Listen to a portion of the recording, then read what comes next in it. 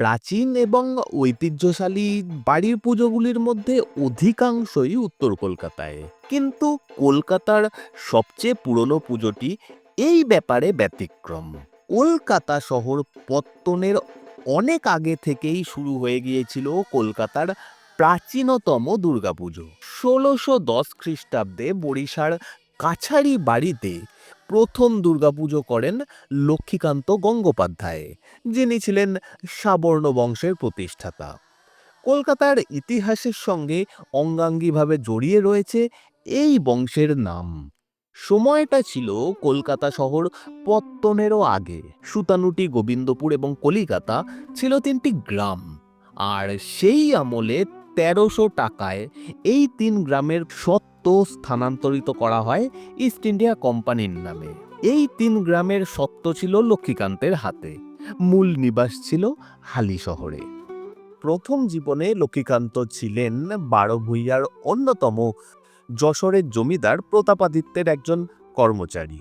সেইখানে তিনি মজুমদার পদে ভূষিত হন। পরবর্তীকালে প্রতাপাদিত্যের পতনের পর মুঘল বাহিনীর সহায়তা করে রাজা মানসিংহের সুপারিশে শাহজাহানের কাছ থেকে তিনি পান বিশাল বড় জমিদারি এবং রায়চৌধুরী খেতাব। কথিত আছে পরবর্তীকালে নাকি মুঘল বাদশাদের দরবার থেকে এই বাড়ির দুর্গাপুজোর জন্য আসত উপঢৌকন। লক্ষ্মীকান্তর আদি নিবাস হালি শহরে হলেও জমিদারির সুবিধার জন্য তিনি বরিশায় কাছারি বাড়ি এবং বাসস্থান নির্মাণ করেন। ১৬১০ সালে প্রথম আটচালা মণ্ডপে দুর্গাপুজো শুরু হয়। আটচালার লাগোয়া ১৬টি থাম বিশিষ্ট একটি নাট মন্দিরও ছিল। সেই নাট মন্দিরের ছাদ ভেঙে পড়েছে বহুকাল আগে। রয়ে গেছে মোটে ১০টি থাম। সাবর্ণ রায়চৌধুরী পরিবারের দুর্গাপুজো অনুষ্ঠিত হয় সাবেকি মতে বিদ্যাপতি রচিত দুর্গা ভক্তি তরঙ্গিনীর রীতিনিয়ম অনুসারে।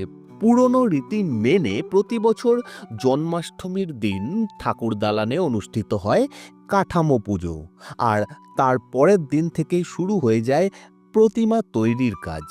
বনেদিয়ানা ও ঐতিহ্যের মিশেলে সাবর্ণ রায়চৌধুরী পরিবারের দুর্গাপুজোর আকর্ষণ অনস্বীকার্য। তাই প্রতি বছর এই পুজো দেখতে দূর দূরান্ত থেকে বহু মানুষের সমাগম ঘটে।